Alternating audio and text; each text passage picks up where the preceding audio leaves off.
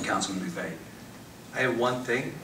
If this was something that you want to discuss, Council President, I'll introduce it and then I'll turn it over to you. Sure. But the Wilson Borough has just put out a moratorium on possible moratorium on your rental properties. In conjunction with the ordinance we tabled for the work session on the rentals, this is what we have going in. This is the direction we wanted to go in.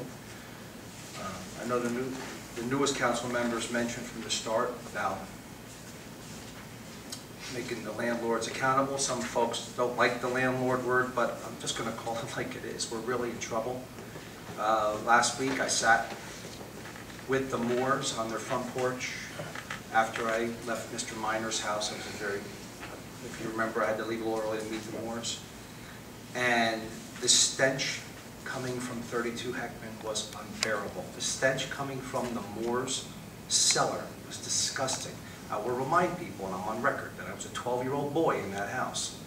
I spent time in there, so it means a little bit to me.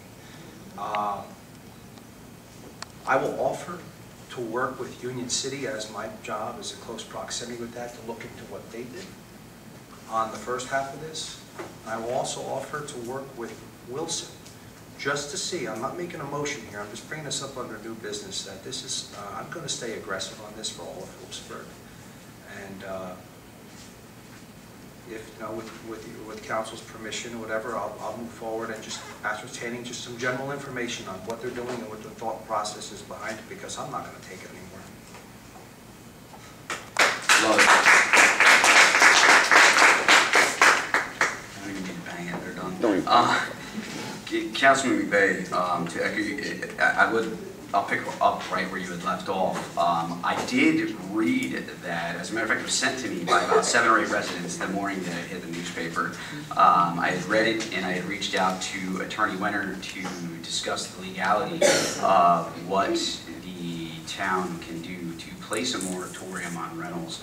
I also spoke with Clerk Kleiner, and I do remember that back during the early Wine administration, they had placed a moratorium. I believe it was when Councilman Stetner was up here, and so I'm not sure that moratorium was ever lifted, but I would certainly be willing to reinforce it or motion to enact another moratorium, as long as the attorney tells me that we're not going to be sued.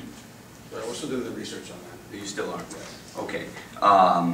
And I do think it's important that we place a moratorium on these rentals, because people are coming from all over after watching the midnight infomercials on real estate investment, and they are buying property in Phillipsburg just to make a dime. Earlier this week, I had spoken with Mayor Ellis with regard to a complaint that had come in regarding 21 Hanover Street. What happened was, you know, I can pull up my phone. I have a picture for council to see.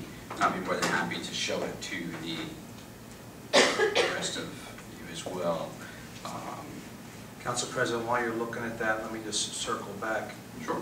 And it's a good airtime filler, really. I have the picture, but go ahead. The property adjacent, the property that's been in discussion for quite a number of weeks here, now has plastic bags covering every single window, so nobody can look in. It's hard. Right. It's very, very hard. So the resident had called me, and this was 21 Hanover. The resident had called me and was upset because his vehicle was covered with a tarp. His wife had called him and said that the absentee landlord in question had covered his vehicle with a tarp and then placed a board against the vehicle, and they were throwing slate off the roof. So he sent me pictures. So I had reached out to that landlord in question, told me to go to hell. Not the first time. I'm a married man with 4 kids. It happens all the time. That's the kind of stuff that we're trying to stop.